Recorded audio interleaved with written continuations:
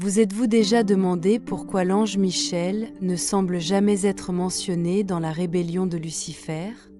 La plupart des gens s'imaginent qu'il se tenait à l'écart, observant simplement le déroulement des événements sans intervenir. Mais que se passerait-il si je vous disais que Michael était non seulement présent, mais qu'il a joué un rôle central dans la plus grande bataille qui ait jamais eu lieu dans les cieux? Imaginez la scène. Le paradis, un royaume de paix absolue, où la lumière de Dieu brille dans chaque coin. Les anges chantent en parfaite harmonie, reflétant la gloire du Créateur. Tout est parfait, jusqu'à ce qu'une seule graine d'orgueil commence à germer dans le cœur de l'un des anges les plus puissants jamais créés. Cet ange était Lucifer, le porteur de lumière, celui qui, parmi tous, se distinguait par sa splendeur et sa sagesse. Mais dans un moment d'arrogance, il leva les yeux vers le trône de Dieu et pensa en lui-même : « Et si je pouvais régner ? Et si j'étais l'égal de Dieu ?» Cette pensée apparemment simple fut le déclencheur d'un conflit qui allait ébranler les fondements du ciel. Ce qui a commencé comme une étincelle de fierté est rapidement devenu un feu de rébellion. Lucifer n'était pas satisfait de sa position. Il en voulait plus point, mais qu'en est-il de Miguel ? Où était-il au milieu de ce chaos grandissant ? Contrairement à ce que beaucoup de gens pensent, Miguel n'était pas hésitant ou confus. Il n'avait aucun doute sur ce qu'il devait faire. En fait, dès le premier instant, il était prêt à affronter cette menace. Pour comprendre la véritable importance de Michael dans cette histoire, nous devons d'abord mieux comprendre qui il était et quel était son rôle au ciel avant la rébellion. Avant la rébellion, Michel n'était pas simplement un ange parmi tant d'autres au ciel. Il occupait une position d'une importance extrême dans le royaume céleste. La Bible mentionne nommément Michel dans plusieurs passages, ce qui indique déjà son rôle central dans la hiérarchie divine. Mais qui était-il exactement ? Michel était un archange, l'un des êtres les plus élevés et les plus puissants créés par Dieu.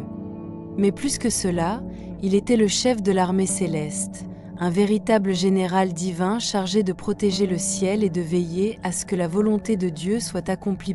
Son nom même porte une signification profonde, qui est comme Dieu. Ce nom n'est pas seulement un titre, mais une déclaration d'allégeance. Contrairement à Lucifer, qui voulait être comme Dieu, Michel a toujours compris la vérité absolue. Personne ne peut égaler le Créateur. Son engagement envers Dieu était inébranlable. Alors que d'autres anges accomplissaient des tâches variées, en tant que messagers, adorateurs ou gardiens, Michel avait une mission spécifique et extrêmement sérieuse. Protéger le trône et le royaume céleste contre toute menace. Et c'est ce dévouement et cette préparation qui ont fait de lui l'acteur clé lorsque la rébellion a commencé. Les premiers signes de rébellion. Pendant un temps, tout semblait être en parfait ordre au paradis. Mais Miguel était un leader expérimenté et attentif. Il s'est rendu compte que quelque chose était en train de changer. Lucifer, qui rayonnait auparavant d'humilité et de sagesse, a commencé à agir différemment. Ses discours étaient pleins de sous-entendus. Il a remis en question certaines règles, suggéré que le ciel pourrait fonctionner différemment, que les anges pourraient avoir plus de liberté, qu'ils ne devraient pas toujours se soumettre à la volonté de Dieu. À eu début, de nombreux anges ont ignoré ces paroles. Mais Michael s'est rendu compte que Lucifer plantait des graines de doute dans le cœur des autres. Et ce doute, s'il n'est pas maîtrisé, pourrait grandir et devenir dangereux. C'est alors que Miguel comprit que quelque chose de bien plus grand était sur le point de se produire. Il avait raison. Lucifer ne voulait plus simplement poser des questions. Il voulait tout changer. Il voulait le trône. Il voulait le pouvoir. Elle voulait être Dieu. C'est ainsi que la rébellion a commencé. Les premiers signes d'agitation dans le ciel se sont rapidement transformés en quelque chose de bien plus grand. Lucifer, désormais convaincu qu'il pouvait être l'égal de Dieu, commença à agir avec plus d'audace. Il ne semait pas seulement le doute, il construisait déjà une armée. Et la Bible nous dit qu'un tiers des anges furent persuadés de le suivre. Cela signifie que des millions d'êtres célestes, qui adoraient auparavant Dieu, remettait désormais en question son autorité. Il croyait en Lucifer. Il croyait qu'il pouvait gagner. Mais il y avait quelque chose que Lucifer n'avait pas pris en compte. Michael était prêt pour la bataille. Contrairement à Lucifer, qui était rempli d'orgueil et de confiance en soi, Michael est resté ferme dans sa foi. Il savait qu'il ne pouvait pas gagner seul, mais il savait aussi que Dieu était de son côté, et c'était tout ce dont il avait besoin. Lorsque Lucifer a finalement déclaré la guerre au ciel, Michael n'a pas hésité. Il se leva comme le chef suprême des armées célestes et lança un appel à tous les anges fidèles. La vérité de Dieu ne sera jamais ébranlée. Le mal ne triomphera pas ici. Quiconque est du côté du Seigneur, prépare-toi à combattre. Les anges restés fidèles se rallièrent à Michel. Chacun d'eux était prêt à défendre le royaume céleste. Ils savaient qu'ils ne se battaient pas seulement pour un territoire, mais pour la justice et la vérité elle-même. La guerre avait commencé. Ce qui s'est passé ensuite était quelque chose qui n'était jamais arrivé auparavant et qui n'arrivera plus jamais. Le ciel, lieu de perfection et d'harmonie, est devenu le champ de bataille de l'un des conflits les plus épiques de l'histoire de l'univers. D'un côté, Michel et les anges fidèles, mus par leur dévotion indéfectible à Dieu. De l'autre, Lucifer et ses partisans, pleins de fierté et de détermination à prendre le trône céleste. Et la Bible décrit ce moment dans Apocalypse 12, 7-8, et il y eut guerre dans le ciel. Michel et ses anges combattirent contre le dragon. Et le dragon et ses anges combattirent, mais ils ne furent pas les plus forts, et il ne fut plus trouvé de place pour eux dans le ciel. C'était une guerre aux proportions cosmiques. Des lumières et des énergies indescriptibles sont entrées en collision. Les anges se déplaçaient avec une vitesse et une puissance inimaginables.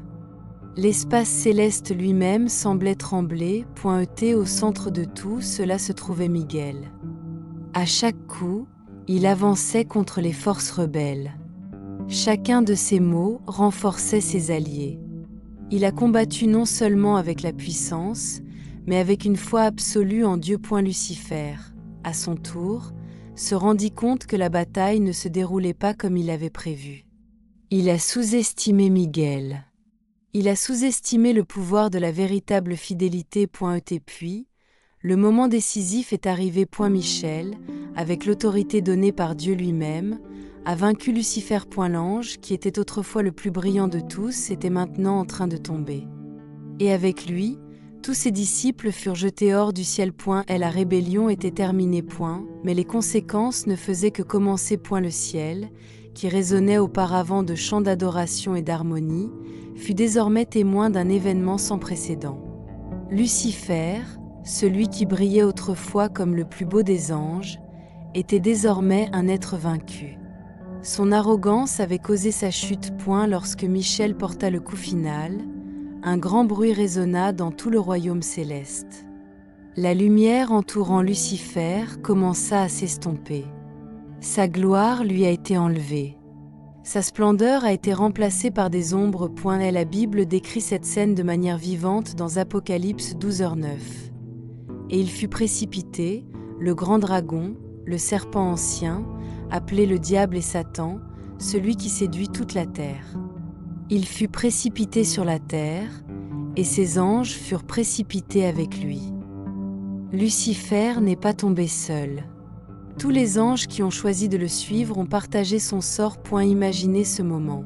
Des milliers, peut-être des millions, d'anges rebelles tombant comme des étoiles éteintes. Un spectacle cosmique de destruction et de ruine. Le ciel était à nouveau sur. Miguel avait fait son devoir. Mais cette victoire ne signifiait pas la fin du conflit. Au contraire, la bataille ne ferait que changer de décor. Lucifer, désormais connu sous le nom de Satan, n'a pas accepté sa défaite. Il ne l'a pas regretté. Au contraire, sa colère grandit encore davantage. Il comprit que s'il ne pouvait pas régner au ciel, il essaierait de corrompre la création de Dieu sur terre. Quiconque pense que le rôle de Michael s'est terminé avec l'expulsion de Lucifer se trompe. Et la Bible nous montre que Michel continue d'agir tout au long de l'histoire, protégeant le peuple de Dieu et empêchant les forces des ténèbres de l'emporter. L'un des moments les plus marquants se produit dans le livre de Daniel 10h13, lorsque Michel apparaît pour aider un ange qui était entravé par les forces du mal. Un autre grand point culminant se produit dans Daniel 12h01, où il est dit que Michel sera le grand protecteur du peuple de Dieu dans les derniers temps. En d'autres termes, Miguel n'est pas seulement un guerrier du passé. Il est un gardien éternel. La bataille qui a commencé au ciel continue de se dérouler sur terre, dans une guerre spirituelle invisible aux yeux humains, mais réelle dans ses effets. Michel continue de remplir son rôle. Protéger ceux qui restent fidèles à Dieu. Que pouvons-nous apprendre de Miguel ? L'histoire de Michael n'est pas seulement un récit épique de guerre et de victoire. Cela apporte de puissantes leçons à nos vies. Voici quelques-unes des principales leçons que nous pouvons tirer de ce grand archange. À une loyauté inébranlable, Michael n'a jamais faibli dans sa dévotion à Dieu. Il est resté ferme même lorsque la rébellion grandissait autour de lui.